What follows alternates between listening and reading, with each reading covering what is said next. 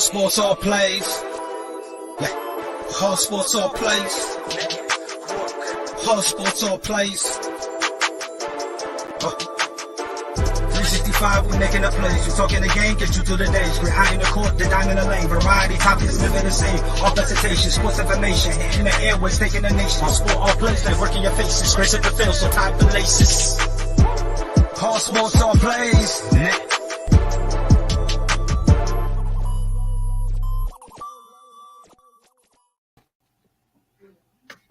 All right, what's happening, everybody? It's Friday night. It's time for the Sports Happy Hour. I'm Chris Gonzalez, joined by Greg Broderick. How's it going, Greg?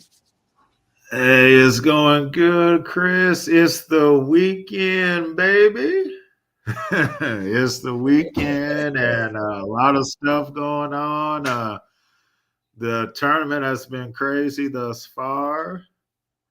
We might have a surprise in Purdue going down if everything holds. So it's about to get crazier. Yes. A couple big upsets yesterday with number 2 Arizona going down, and number 4 Virginia going down. Today's been more chalk than yesterday was, but there's been some close games. I mean, team games that came down to the end, and then like you said, we got the number 1 seed down at halftime. So it's could be an interesting night. And hopefully the Hoosiers show up tonight and can take care of business here in the first round. Yeah. And about Virginia losing that game, in that situation, the way that they lost it,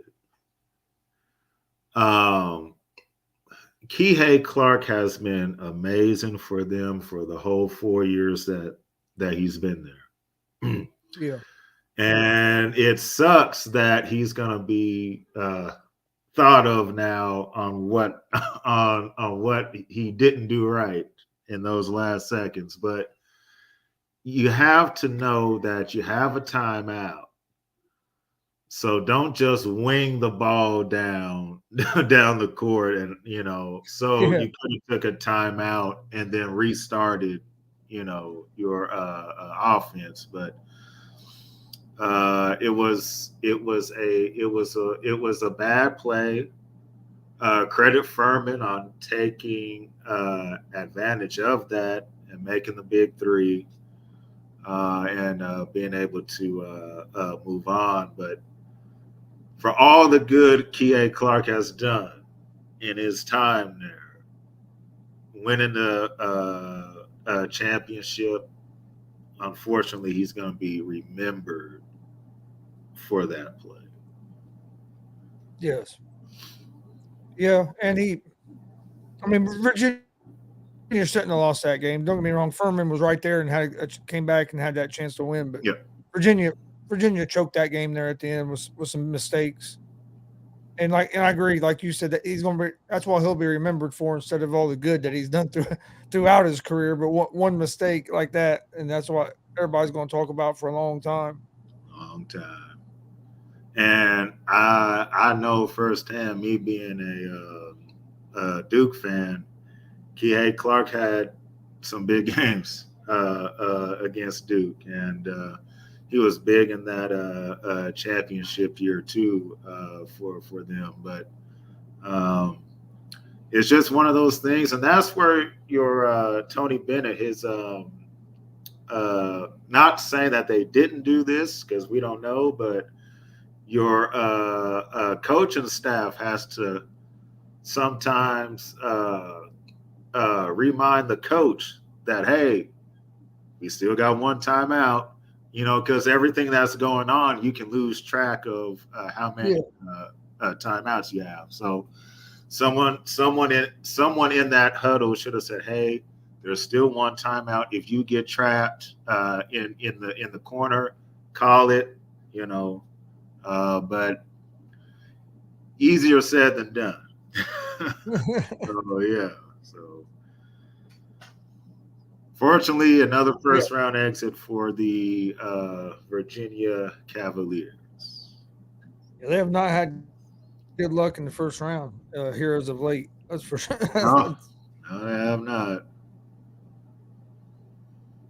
And then Princeton coming back and beat Arizona. I mean, Arizona built up a pretty good lead. I thought that game was going. They had that game kind of in hand, and then Princeton came storming back. Yeah, I was very shocked by that one. I saw the highlights, and I was just, Arizona was one of those teams like, okay, maybe they can get in a Final Four. They have that kind of team. But thanks, Mickey, for sharing. Thank you. Yeah, thanks, Mickey. But Princeton, look, these teams that are lower seeds, they have no pressure on them. Oh. So the crazy part is the closer the game is towards the end, the higher seed is feeling the pressure more than the lower seed is.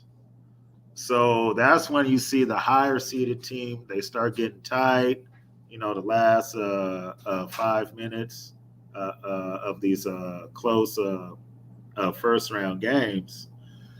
And the Arizona is it the thing that's beautiful about the tournament is if you have one bad game, you're gonna go home.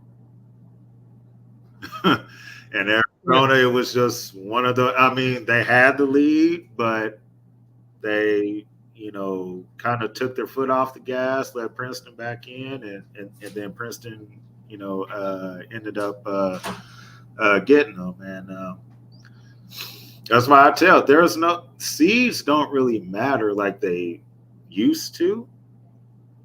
These lower seeded teams are not scared of these higher seeded teams. No, they're not.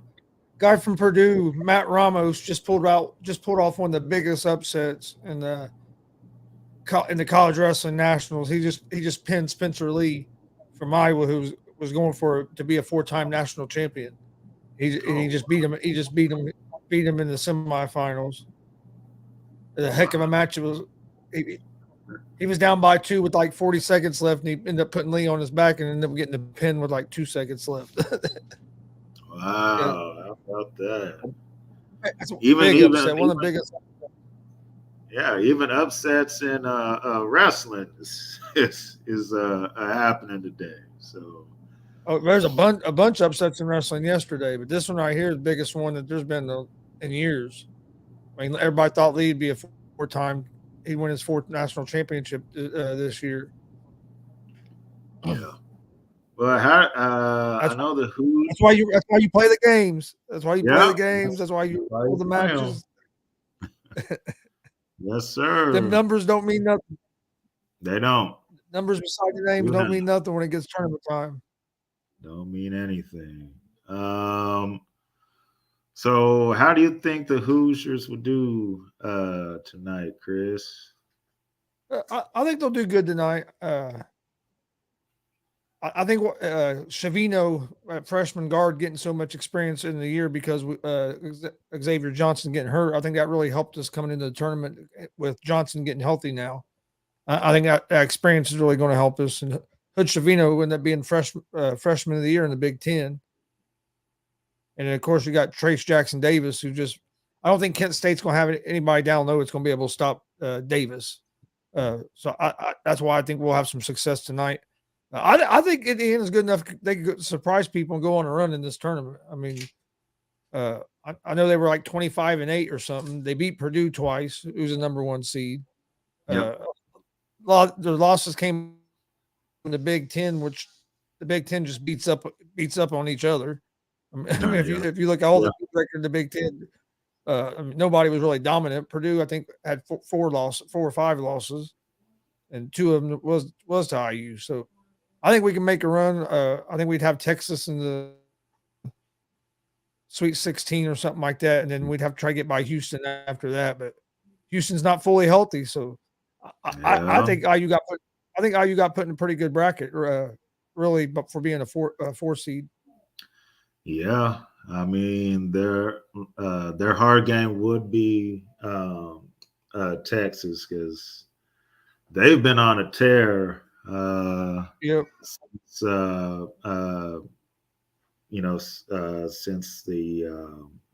since their new coach took over. Coach. Yeah. He needs to have that job.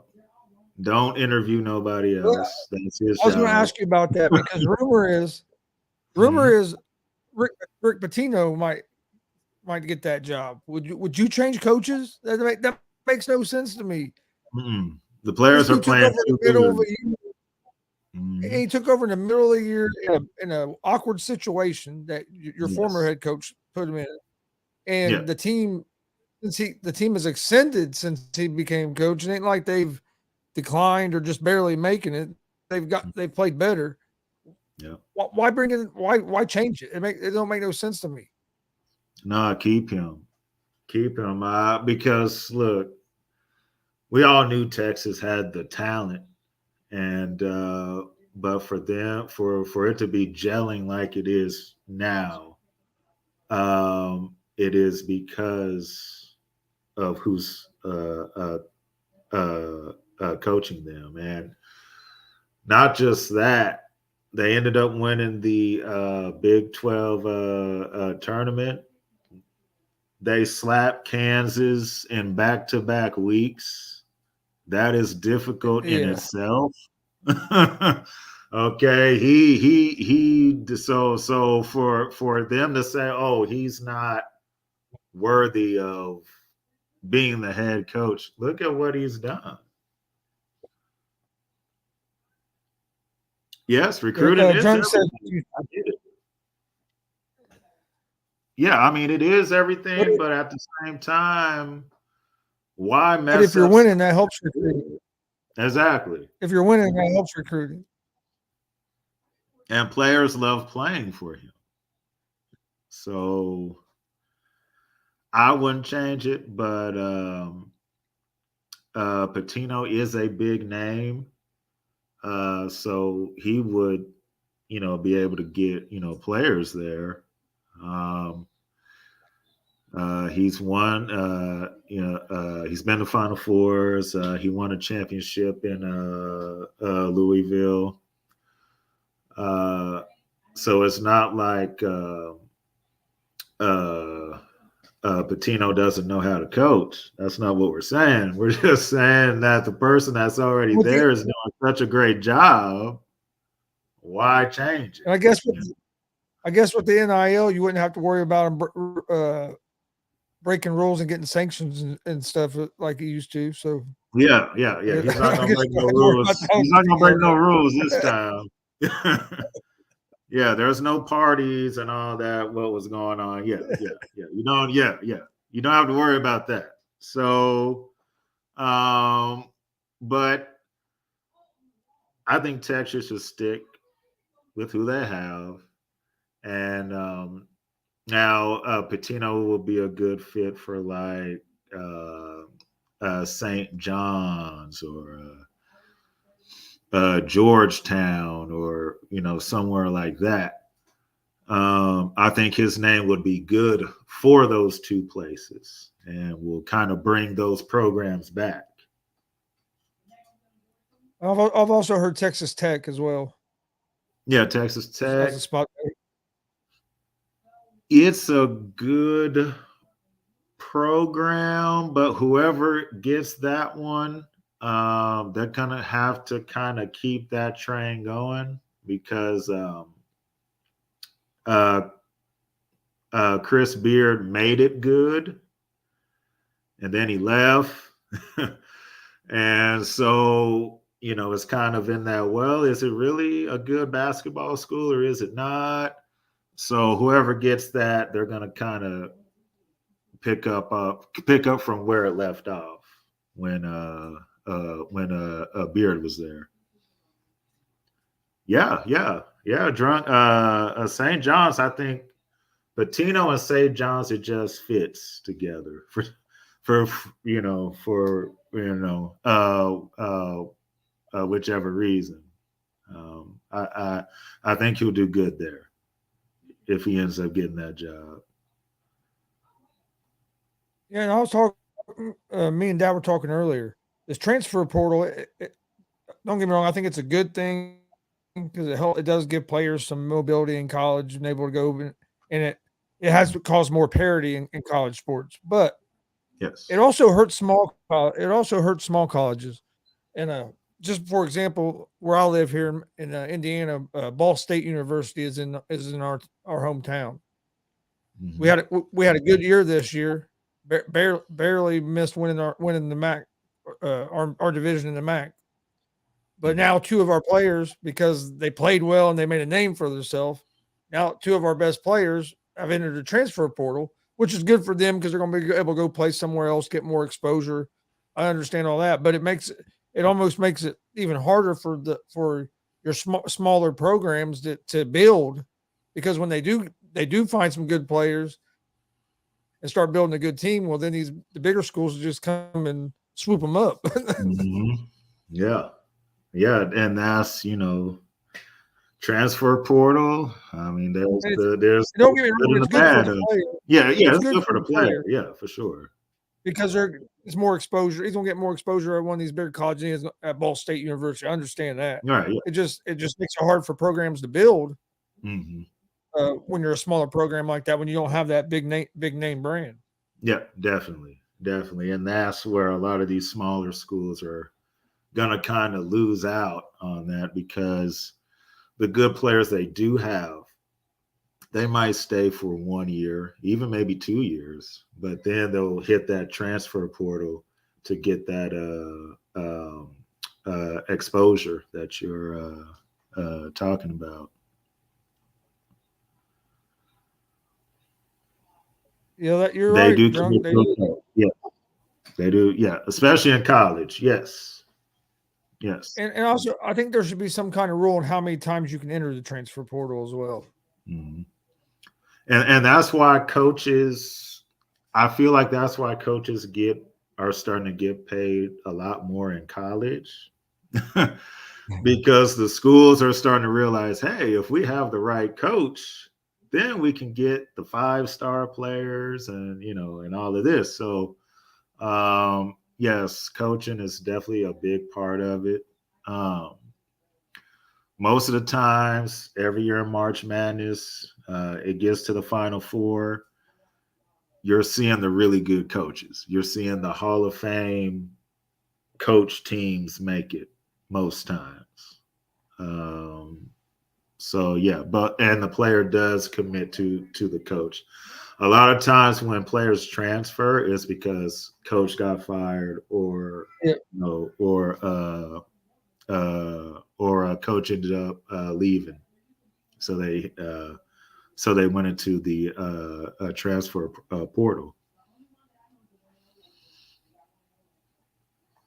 No, I agree. And but I just think there should be some kind of rules on how many times you can enter the transfer portal, and even like the NIL. I think the NIL is great. It's great for Oh yeah. players. I think it's going to help. It's going to help college sports be more parity, because now some of these teams ain't going to be able to like be 5-6 deep with 5-star players, because then players are going to go somewhere else where they can play, because they'll be able to get that money that they were getting from them schools before it was legal. Anyway, Mm-hmm. Yeah, true. so That's true. Yeah, and that's why I feel. I think the NIL. I think there needs to be some regulations on that, and I also think on the transfer portal there needs to be some kind of rules, just so things don't get too far out of hand, Mm-hmm. and then it's not sustainable anymore. Yeah, and the transfer portal, I am good if they say, hey, you can only do this one time. Once you go through the transfer portal once, that's it. So wherever you transfer to, you better really want to go there, because you're not going to be able to do it a second time. I am fine with that rule if that ever became a rule. But yeah, it definitely needs to be regulated, because you don't want players transferring 2-3 times. Yeah, So yeah. a player with 4 years of eligibility, play for 4 different colleges. Exactly. Exactly. So yeah, we don't want it to get crazy. So I'm good if they say, "Hey, one time," and then that's it. So as far as the NIL, they may have to figure out a uh, what? How can I say this? A cap, and say, "Hey, a player can make only this much from the NIL deals that he or she gets," and just do it like that. I think that'll cut out a lot of other stuff. So it sounds simple, but as we know, the NCAA can make it more complicated than what it should be. Make everything more complicated.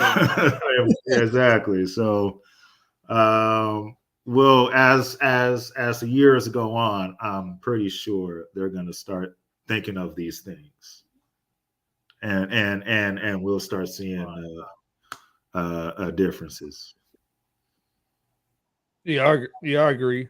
It's like anything else. When you first roll something new out, you got to tweak it, and make some little changes to it to get the kinks out and keep everything running smoothly. And I think it's the same thing with these things. That they're newer to college sports, and you got to figure out the good things of it, and then the bad parts, and try to get rid of as many of the bad things as you can, and make it work out as smooth and what's best for both sides. And bad thing is a lot of times it's one side gets greedy, and then everything can go to hell. Everything goes. That's right. Yeah, yeah. And the NCAA is being greedy for all these years. Mm-hmm. Now the players and the college kids have a little bit more say in what and stuff. So they're going to try to be greedy as well. So it's going to be a battle at first before you see it kind of level out. Yeah. Oh yeah, definitely. If you are a Purdue fan, you are probably really, really panicking right now. I was just getting ready to look up the score. It's 52-50, Fairleigh Dickinson with about 8 minutes left. Because the longer this game is close, the more pressure it's on Purdue. The pressure is not on Fairleigh Dickinson. They're not supposed to be in the game. They're supposed to be getting blown out by 20 points or something, I think was the spread. Yeah, 20. So it is Boilermaker fans are biting their nails right now. But this, as we went into the tournament, like I said last week, Purdue is a week 1 seed to me. And that's why I said, even if they they win today, if they meet Memphis, I feel Memphis can knock them off. Yeah, me and Dad both, when we saw the bracket, we were like, damn, for a number 1 seed, Purdue did not get a very good draw. Nope. No, they didn't. Not get a good draw for a number 1. Not having to play possibly Memphis for a second game of the tournament. It's like, damn. Yep. Also, number 6 Kentucky's up 42-37 over number 11 Providence, with just under 15 minutes left in the second half. Gonzaga's up by 4, 40-36 at halftime over Grand Canyon. And Miami, Drake, number 12 Drake is up 21-19 over Miami, Florida with about 4 minutes left in the first half. You see a lot of them 12-4, 12-5, and then like 13-4. You see a lot of them 12s and 13s will pick up some victories. Yeah, the 12-5 matchup. I don't expect Drake to. I wouldn't think they would win that, but I wouldn't either. I actually took on my sports betting show. Miami was actually one of the picks I gave out, so I really liked Miami, but they're about to start playing. Yeah. Gonzaga, they better not lose to no Grand Canyon. That's gonna be the worst. I mean, Princeton beating Arizona, that's pretty bad, but that would be the worst. Then I think at 9:30, you have Florida Atlantic against Memphis, and then you have Montana State, number 14, Montana State against number 3, Kansas State. That's the and one of course, I'm looking at. Mm-hmm. Yeah, that's what you said you were looking forward to. And then Kent's number 13, Kent State against 4, Indiana. That's the game I'm waiting on. There's still, and then you have Arizona State and TCU. So there's still some good games tonight. Yeah, TCU. Watching them in the Big 12. We get all the Big 12 games here. They are a good team. Arizona State with Coach Bobby Hurley. They are good as well, so I expect that to be a close game. You being a Duke fan, what are you thinking about this Duke Tennessee matchup tomorrow afternoon? 4 versus 5. I like it because Duke is hitting on all cylinders right now, and Tennessee barely beat a 13 seed. Frankie. They're hitting out. See, Frankie? Patrick Mahomes is going to be fine. They're going to find another left tackle. AP says Drake going to win what? And that they very well could. Drake could end up pulling that game out. But yeah, I like Duke. They're playing good on defense. They're playing good on offense. Coach Shire has every button he's pushed has been right. And this Tennessee team is good, but I didn't like how they played in that first round. That game was too close. The lower seeds are not scared of the higher seeds, but still, I felt Tennessee should have won by more than 3. And so I like Duke and their chances to move on tomorrow. There's some good games tomorrow too in that second round. You have Arkansas and Kansas as well. Mm-hmm. Princeton and Missouri, which I could see Princeton beating Missouri because hell, Missouri was an underdog against the number 10 seed in the first round. How do you get a 7 seed and you're the underdog against the 10 seed? Hey, Tiger fans, don't get mad at me. That was Chris that said that. I didn't say that. Because living here is kind of a mixture here in KC. You get half Jayhawk fan and then half Tiger fans. I mean, they won. Missouri won the game. I'm like, how are you an underdog? They shouldn't have been. I don't know why they said it like that. Missouri is a good defensive team, and I think them and Princeton's going to be a good game. Oh yeah. I think Missouri will win that game, and if they do now with Arizona out of there, Mizzou can make a deep run. Then you have Auburn playing Houston, and Houston's not healthy, so that could be interesting. That can be interesting.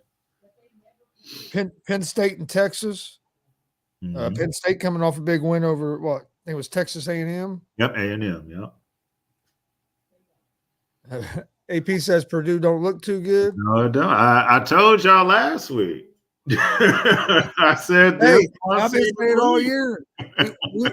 We beat them twice. Yeah, Indiana beat them twice. I'm not sold on them. Even if they win tonight, I think they're going to be gone in the second round. Do you think Maryland's going to be able to do anything with Alabama? No. I don't think Maryland's going to have enough offense. I'm trying to remember. Is Brandon? They said Brandon Miller pulled something. Oh, did he? Okay. If I'm thinking of the right person, in the comments, if he's not injured, I know the guy. I know he's the guy from Houston pulled a growing or whatever. okay. Maybe I'm getting them confused. All right, so yeah, so I don't think Maryland will beat Bama. No. And then you have Northwestern and UCLA, which I think UCLA wins, but I think that could be a better game than what some people think. Oh yeah, yeah. Northwestern, Chris Collins doing a great job there. All of the Coach K assistants are still alive in the tournament. None of them have lost. Hey, I'm a Big Ten fan, and so far they've done pretty good in the tournament. I mean, Penn State, Jansen, Maryland, Northwestern. Then you had Michigan State advanced today, which Michigan State with Izzo, they always play good. Oh yeah. They could struggle and barely get in the tournament, and then they can make the Final Four. That's the kind of runs they could go on in the tournament with Izzo. His team's all. AP said you were right. Milton does have a growing injury. I know. Yesterday, I had seen it, and their coach Nate Oates was like, "Yeah, he's gonna play." Da, da, da. I'm sure he's not gonna play as many minutes as he normally would. Maryland, if that they have to either be leading the last 10 minutes or they have to be within 5 to make that game. Yeah, because their offense isn't. They can't get down. They get down big. Their offense isn't. They're not explosive enough to make a big comeback. Yeah. So Maryland has to, just like in their first round game, Maryland got down early, and then West Virginia kind of let Maryland back in, and they ended up losing. But Maryland can't start off slow against Bama. If they start off slow, it is over.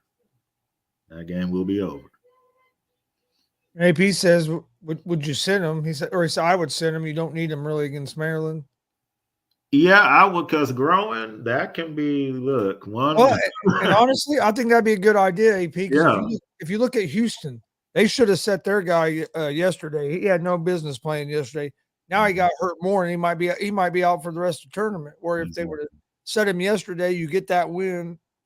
If you can get the win without him, then even if you might even thought about maybe setting him on Saturday and then giving them a whole week and a half to get some recovery before you put him back out there instead of 3 days. I mean, right, exactly. And now he might be out for the tournament, so it might be smart for Alabama to sit him this game and then have him available for next week, because you'll be off till at least Thursday. Mm-hmm.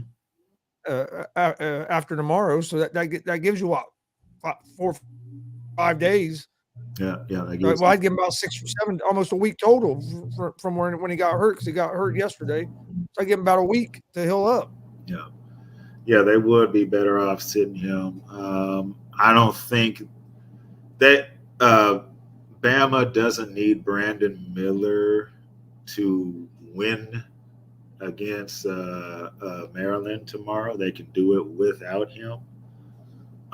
If he does play, I would think that his minutes would be less than what they normally are. So you're probably only going to see about he'll be out there maybe 12, 14 minutes the most. There's a lot of people out there. I hate to say it, but there's a lot of people out there rooting for him not to play, because there's a lot of people don't feel they should have been playing anyway. He should not be. But the situation we're in, he's got. I know something I was reading earlier in the week. He's even got like bodyguards with him now. It's gotten to that point. And what we talked about last week, I said the deeper Bama goes in a tournament, the more this is going to be a story. And I hate that it takes away from one, the great season that Bama is having. This is the best basketball season they had in forever. But it's taken away from that, and it's taken away from if they make it to the Final Four, it takes away from the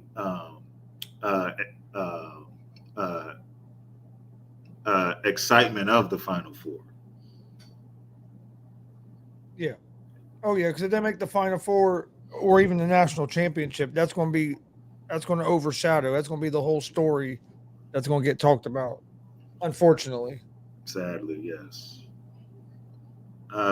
Fairleigh Dickinson is up 1 with 2:50 left. So, I might have to turn it over here for a few. Dude, this college wrestling semifinal has been crazy so far. There's already been some big upsets, so I really don't want to. I'm probably going to have to go ahead and. I've been going back and forth.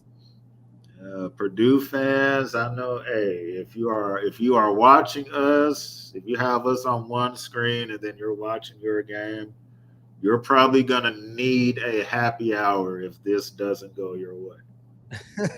And so they are now down 3 with 2:50. Fairleigh Dickinson just hit their free throw. So this is getting crazy now.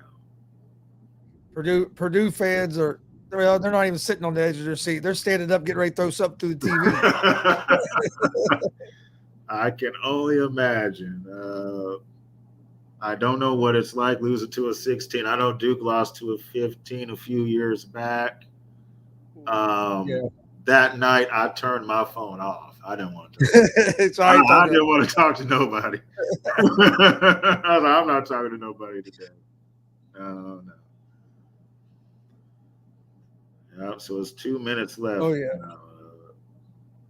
They almost had that. Wasn't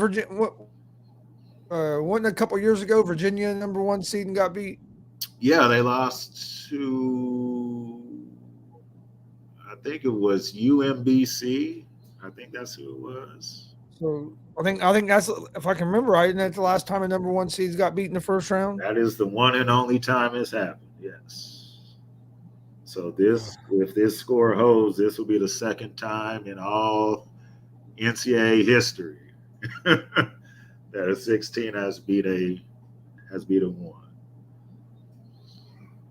Oh, they almost got the steal right there. All right, so they're on the timeout. So, all right, so Fairleigh Dickinson's up 3 with 1:44. Yeah, Anthony, you want to cash that out now? That's. Hey, Gonzaga's only up 2, 40-38. But the second half just started. There's still 18 minutes left. But Grand Canyon's hanging around. Yeah. And that's dangerous in the tournament. You let a team hang around. This is why the NCAA tournament is why I don't bet. Because I would say, okay, well, Purdue, they are a week 1, but they're paying Fairleigh Dickinson. So let me go ahead and, put a few dollars right here. I didn't take Purdue because of the points. Right. Points yeah, and looking how it is right now, I would be very mad if I had. But like yesterday, the picks I gave out yesterday, I went 1-3 in college basketball. I went 2-1 in the NBA, but I had Illinois going over Arkansas, which that didn't happen. But then I had Iowa beating Auburn. I took Tennessee over Louisiana Lafayette, which Tennessee won, but the spread was 10 points. They were up by 12-15 the whole game, and then messed around, almost lost the game at the end. And then I took Northwestern over Boise State. But so you won. You won 2. But like today, I took Miami at -2.5, Memphis at -1.5, Kansas State, and then I took IU at the -4.5. So okay, we'll see how I do today. But Hey, yeah, man, Oh, the March Madness games are hard to pick. oh yeah, it's hard. Yeah. That's why you can, have it said, oh yeah, this team is better than this team, and this team is better than that team, but in March it doesn't matter. No, It's a 1-game tournament. because honestly, if you think about it, if Fairleigh Dickinson and Purdue played 10 times, oh yeah, Purdue's probably going to win the majority of the games. yep. But there's always that one. It's always that one. Yeah.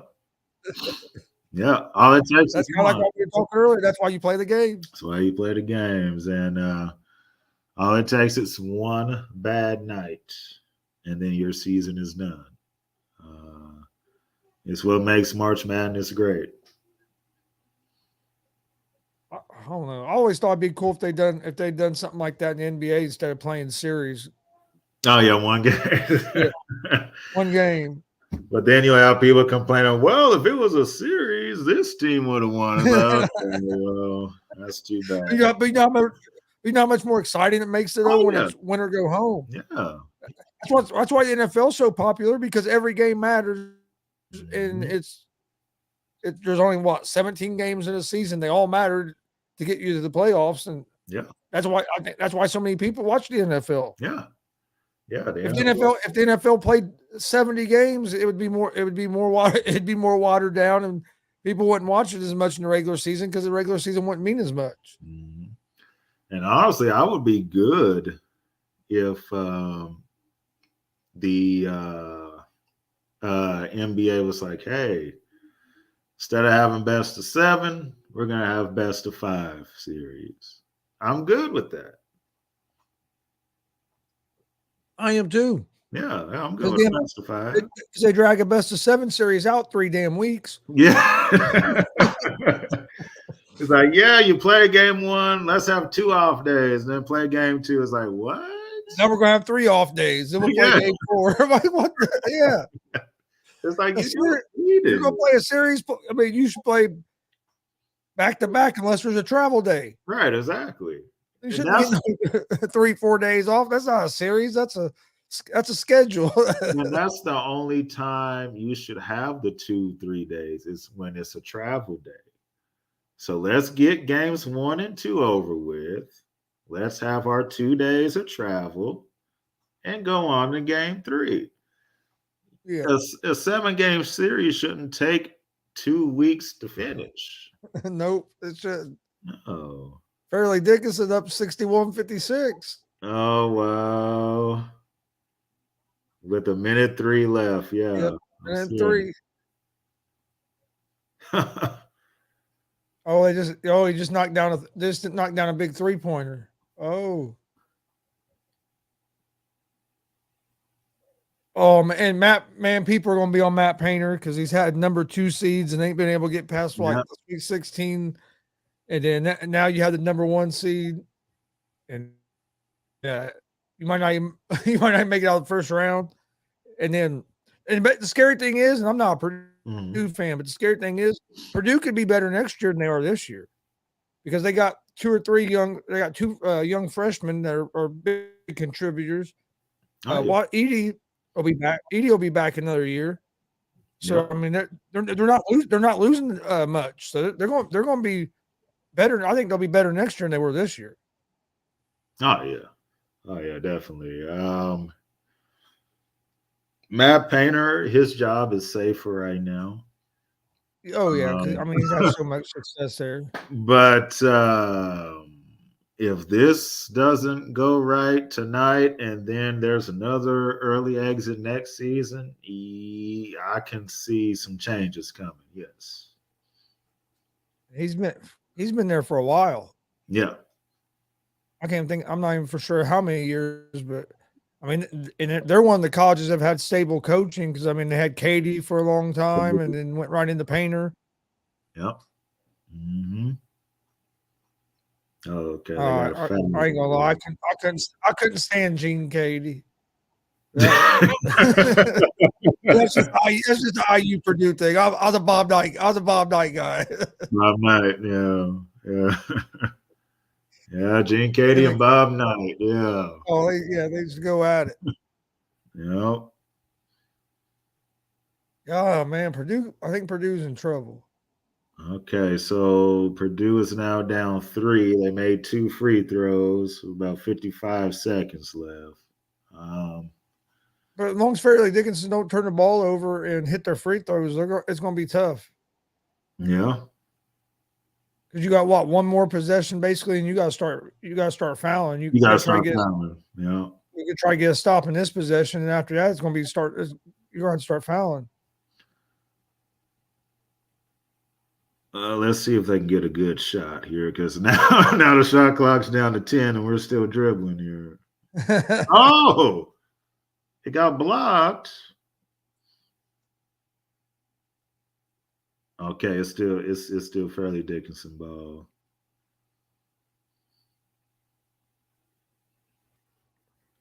Let's go, and then let's see. Kentucky's up 46-38 over Providence. Okay. Drake's up by 5 on Miami, 30-25 at halftime. Gonzaga's up by 10 over Grand Canyon with about 15 minutes left. Okay. Yeah, Gonzaga's starting to pull away from the Grand Canyon. Is Purdue going to be able to hold on? It's going to be interesting last 30 seconds or so.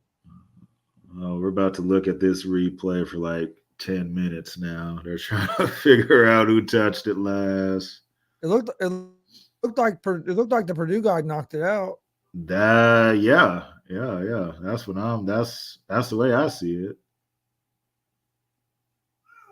Oh yeah, it certainly came off him.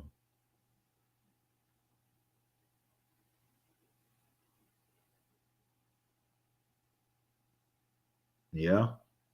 It's going to be actually, honestly, unless there's another angle I'm not seeing. Well, from this angle I just saw, it looked like it might have went out on the Fairleigh Dickinson player, but it was because he got hacked. Yeah, that's what I'm saying. I'm like, well, if you're gonna do that, let's call the foul. Then. Yeah, he was all over his arm. Like, at least call foul. Kind of a similar situation in the Kennesaw State game earlier today. Xavier, I believe it was either tied or maybe Xavier was up by 1. There was a loose ball. Kennesaw State player has it. Kind of the same thing where he gets hit on his arm, ball goes out of bounds, and they gave the ball to Xavier, and that ended up being the difference. And usually in those situations, the referee is not going to call a foul unless it's blatant.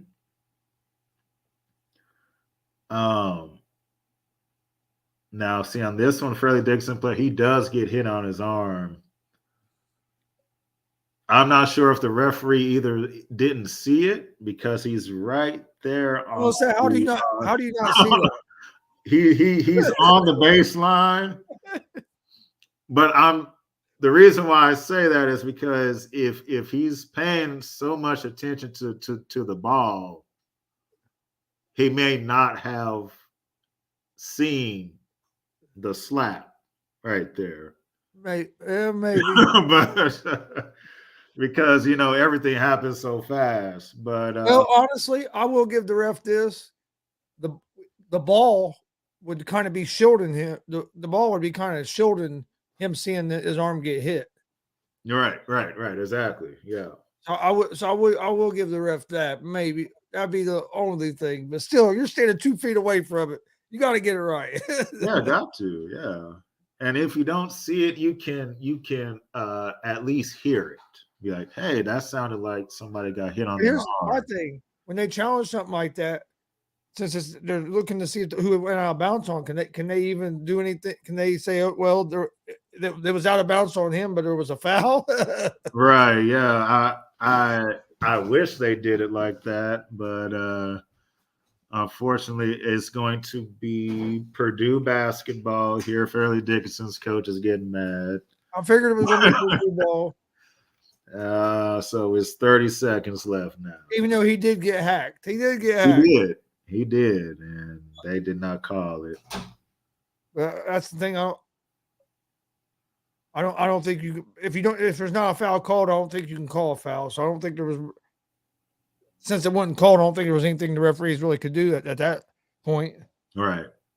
I guess the only thing you could have done is just kept the call as you called it. Be like, well, we can't call a foul, but we know that he was fouled, so we're just going to keep it. Yeah, just keep it this way. Ball.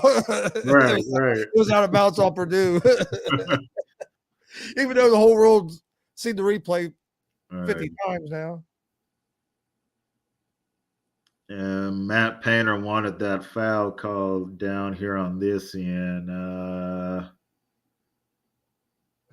He is living. I mean, it's contact, but it's not like he's running into him on purpose. Oh no, I think that's a good no call. Yeah. Because that's one of them where the defense is just trying to pick up a cheap foul. Yeah, they're trying to get one. Yeah. Because it wasn't like he was setting a pick or anything. No. He just stood there to try to get hit like that. Yeah. So I like that no call. And it didn't wasn't like it affected the play big time. Hell, you just hacked the guy there to the court. That was a makeup call at best. Right. Say, hey, they didn't get there, so that means I can't give y'all one now. So this is a big stop defensively. If you're Fairleigh Dickinson, you get a defensive stop here, then you get the rebound. You basically just have to hit free throws. Yep, that's it. Don't turn the ball over. Get the ball in bounds. Don't. Well, in these situations, so you're down 3. I always say go for whatever the best shot is. Yeah. So if the 3 is open, take it. If it's your, one of your best shooters. If it's not that, go inside, get your 2 points, and let's. Oh yeah, you just need a bucket. It don't matter if it's a 2 or a 3. You just want a bucket here. Just want a bucket. So let's see what they drew. 16 seeds are 100 or 1 for 150. That's crazy. Oh, it's blocked. Oh, it's out of bounds. Okay, so 12.3 seconds now. It's going to stay Purdue's ball. Gregg's a little ahead of me. I just now saw the block. Oh, okay. Yeah. This has been a great game. Oh, yeah, it's been a good game. Real good game. Now we got to check how far. See, we don't got to check the clock every time now. It should be, it's when the ball goes out of bounds, right? Yeah. It should be about 13 seconds.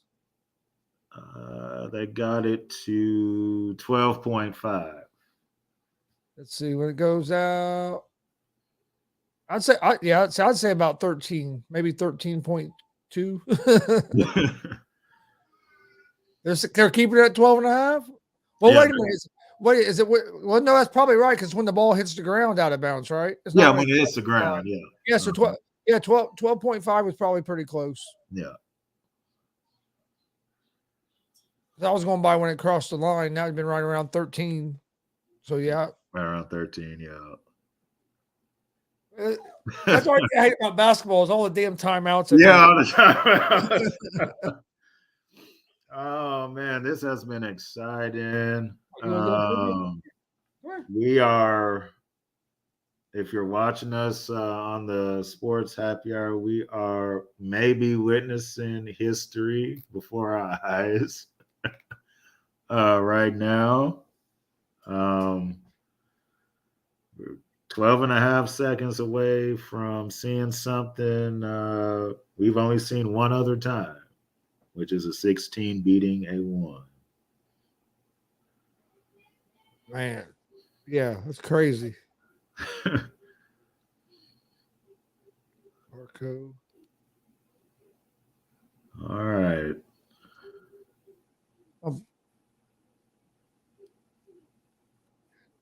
Man, look how they show Purdue fans in the crowd. It's crazy how. Oh yeah. Anthony, you are right. That was a bad shot.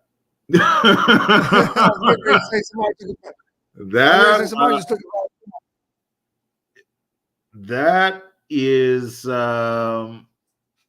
if that was what they drew up in the timeout, you were better off passing that out because he was. Oh, that can't be what he drew up. Yeah, he was highly guarded. I mean, he was on him, so you're better off passing that out. Hit your free throws. The game's over. All right. So they made one. He should have passed that out.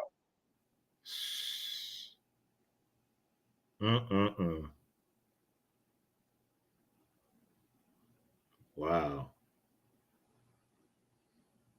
This is what we love about March right here. They made both free throws, so now it makes it even more difficult. So what, 5-point game? Yeah. And another shot gets blocked.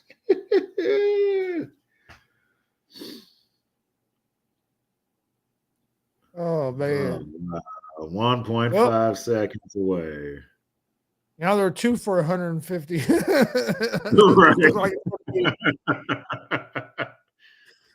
Unbelievable.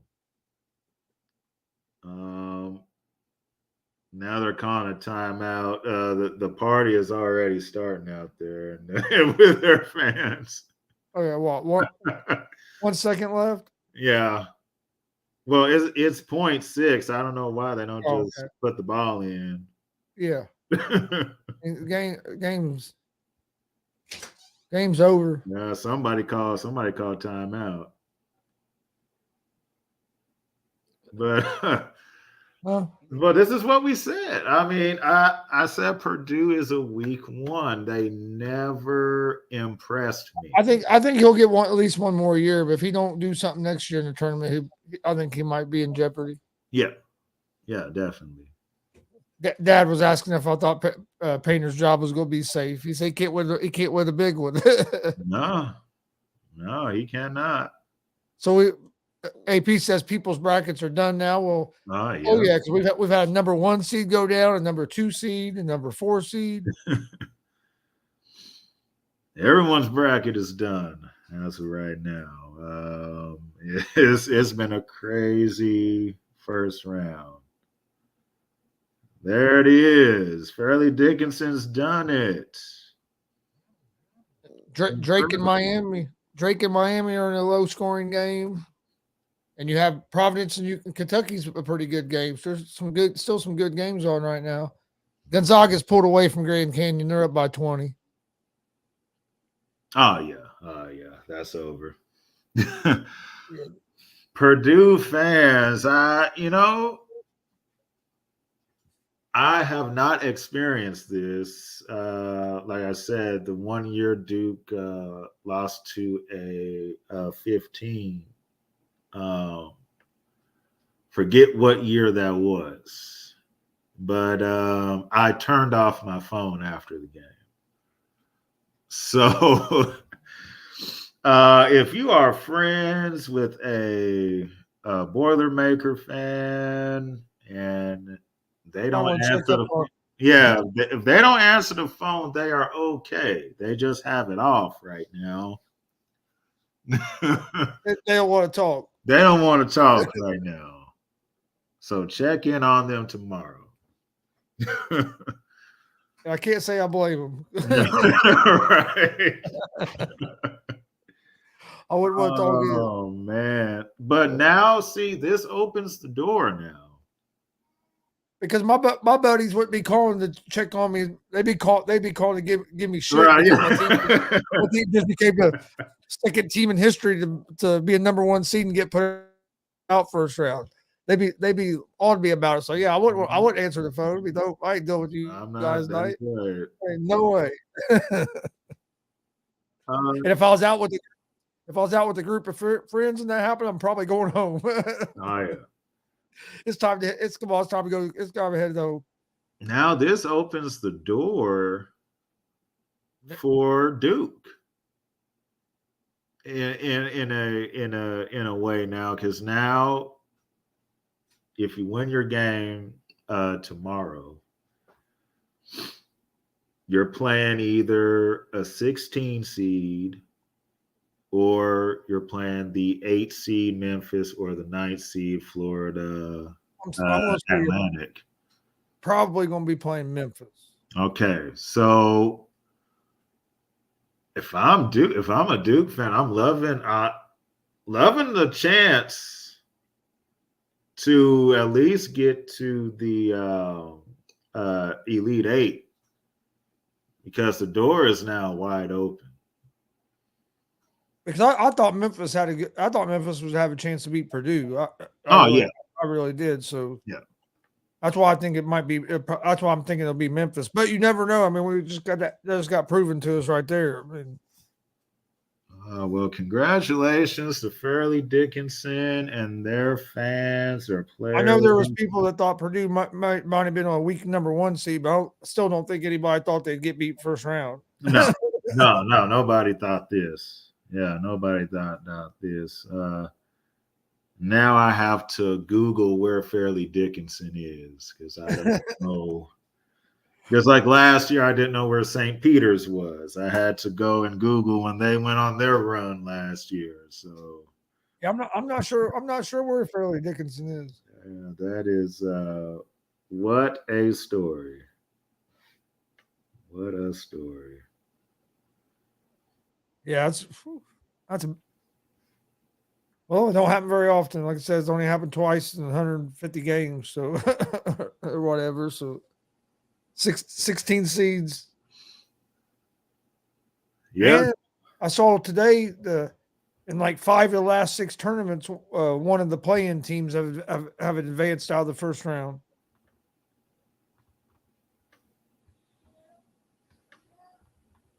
That happened again this year. Now, of course, I can't think of what school it was, but one of the play-in teams won their first round matchup, and that's happened 5 of the last 6 tournaments.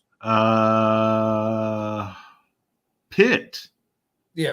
Yeah, Pitt. Yeah, because they played in the play-in and they put a beat down on the Iowa State Cyclones. So. Yeah, I saw a stat say that like the 5 of the last 6 NCAA tournaments, one of the playing teams have advanced out of the first round, which I like, because a lot of people didn't like when they added the playing games. That we don't need those. If you don't get in, them games don't matter anyway. Them teams aren't going to win.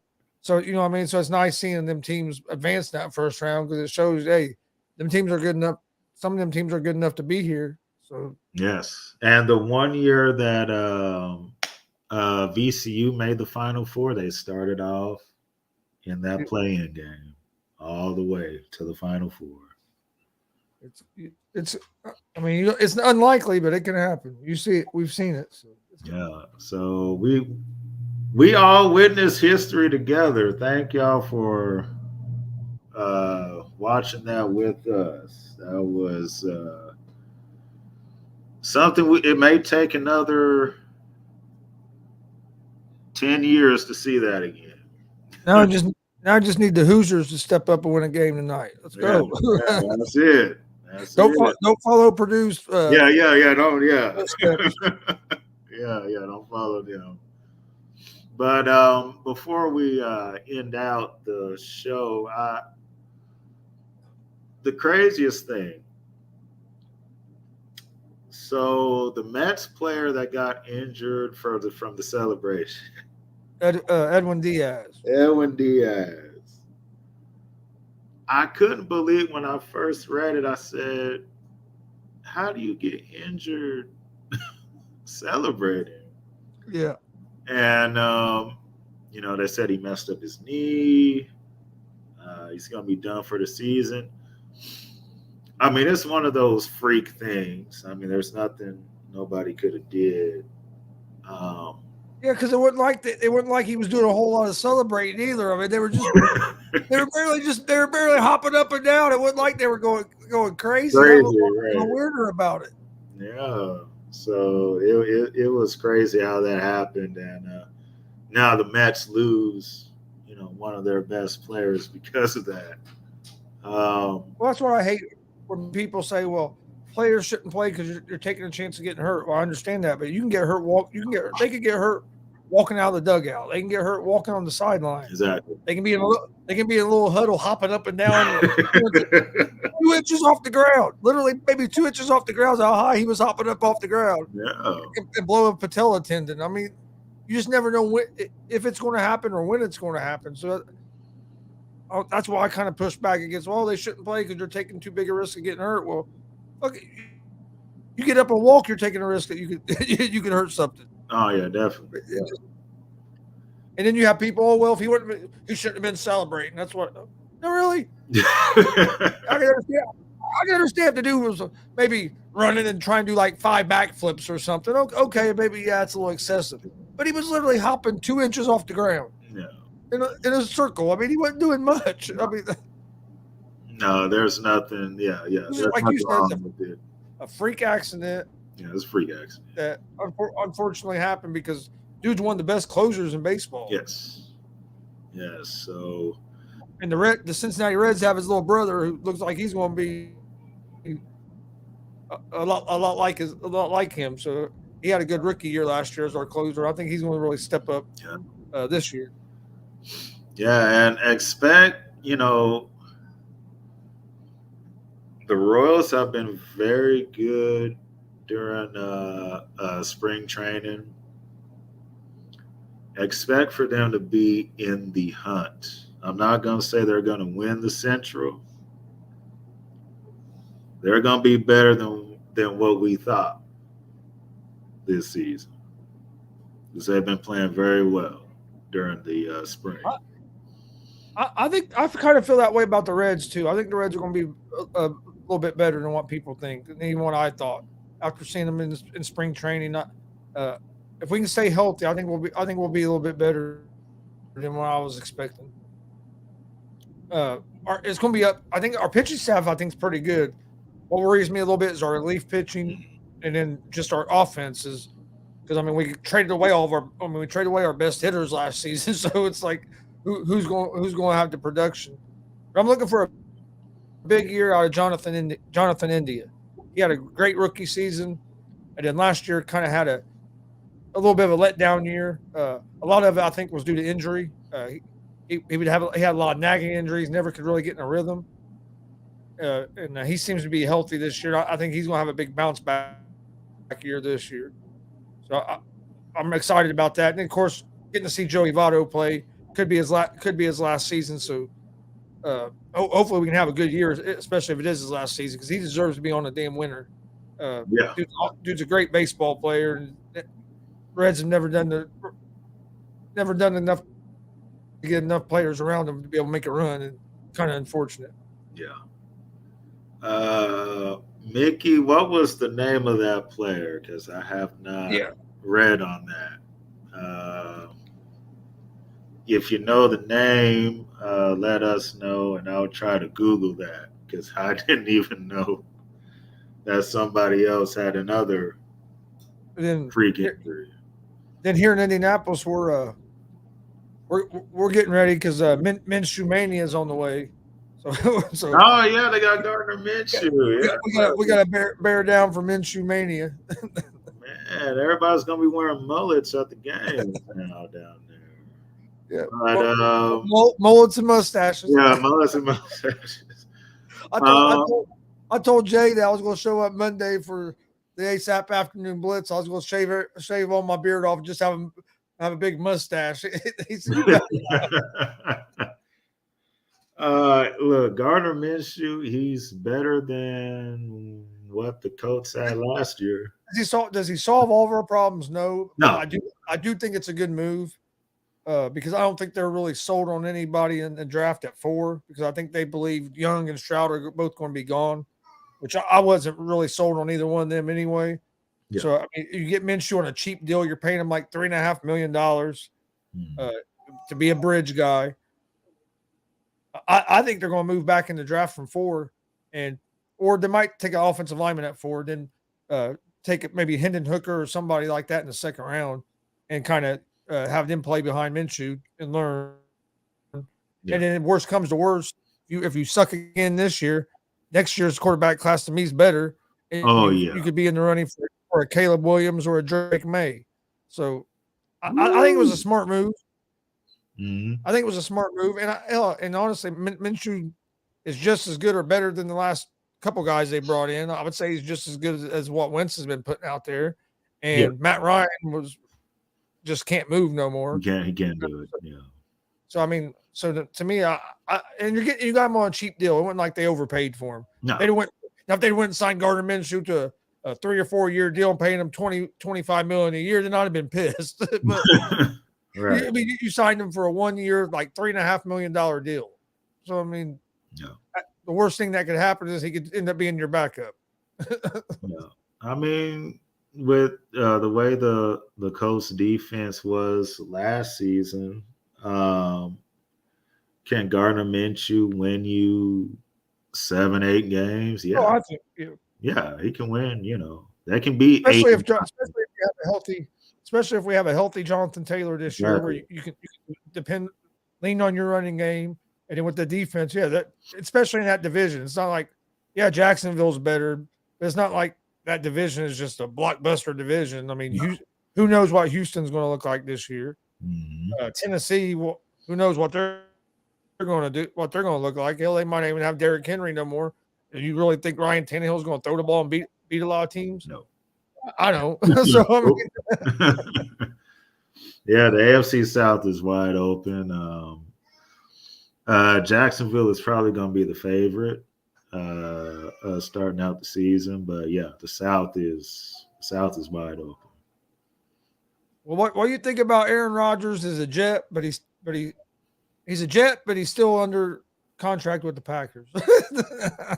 It's weird because when he came on Pat McAfee's show, he's like, I was like 90% sure I was, done with football. And then he's like, but then I decided, I want to go to the Jets now. It's like, well, for what? Because you're not. Just because Aaron Rodgers goes to the Jets does not mean the Jets are going to go to the Super Bowl. No, I think it makes them. I do think it makes them a playoff team. They can be a playoff team. Yeah, I'm not saying it makes them automatic Super Bowl, but you know what I really think happened?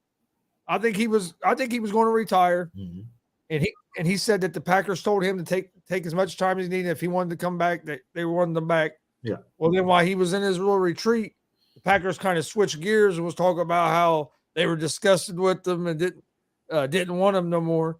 And I think he finally goes, well, fuck it then. I'm gonna go play somewhere else. I'm gonna go play somewhere else and show them that I still have it. Yeah. I think he's doing it just to kind of try to prove Green Bay, just kind of stick it to them. Like, well, I was gonna retire, but hey, you told me this and you kind of went and done this, so hey, now I'm gonna try to play and stick it to you a little bit.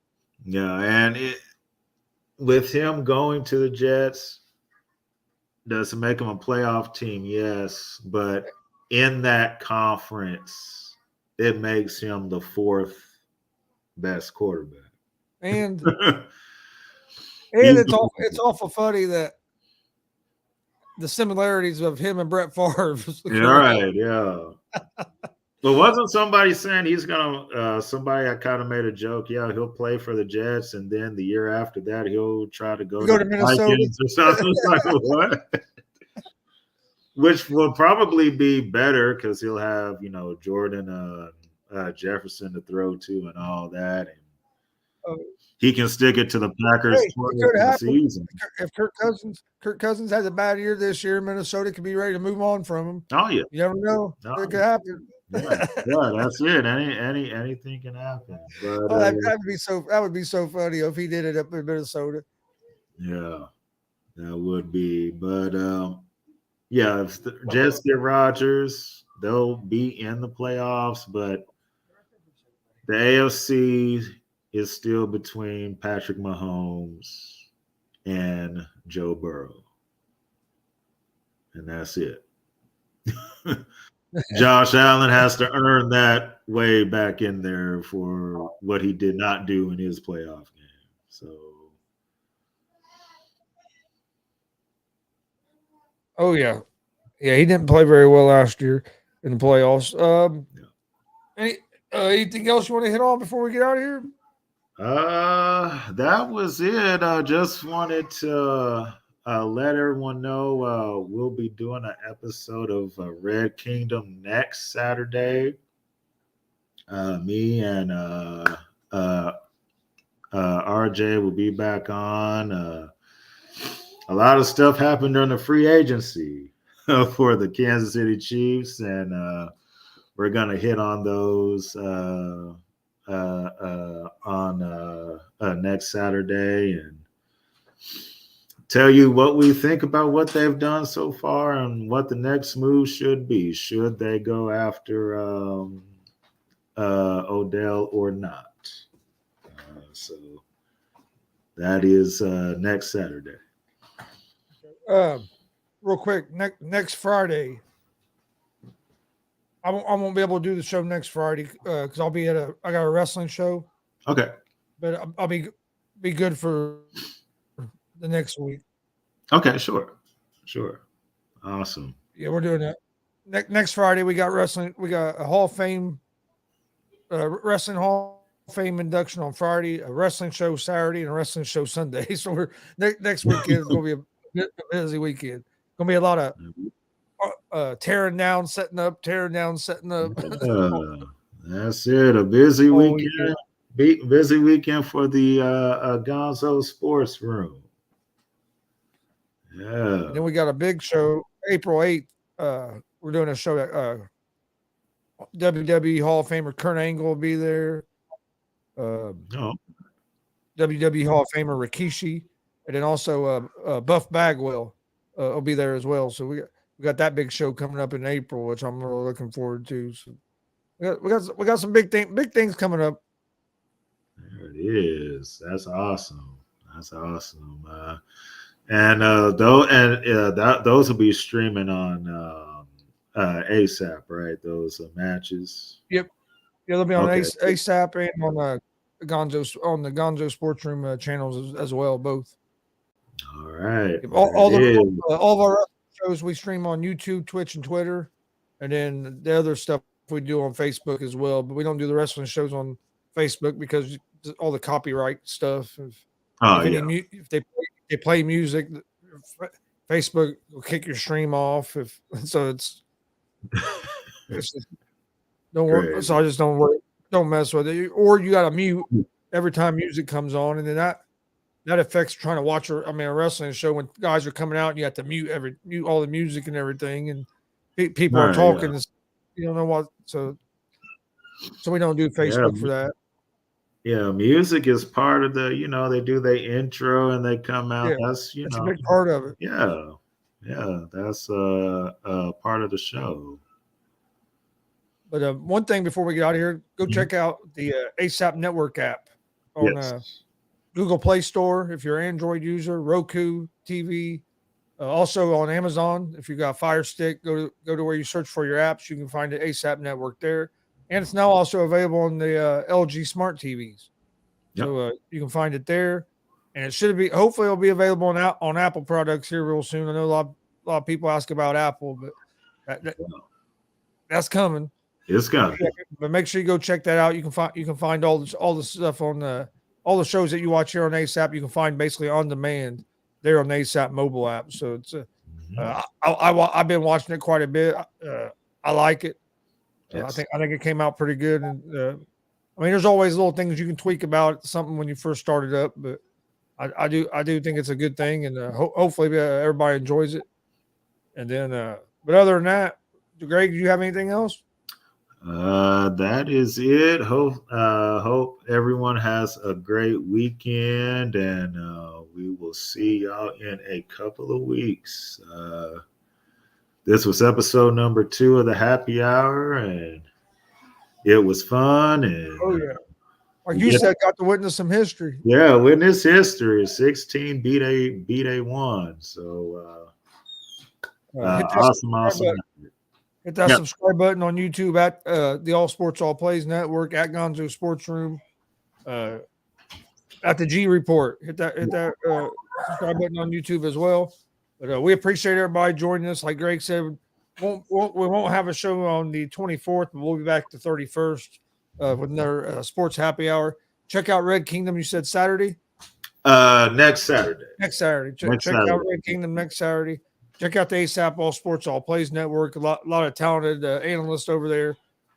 Shows running Monday through Friday, usually from like 9, 10 in the morning till about midnight. So most time there's always something you can find to watch.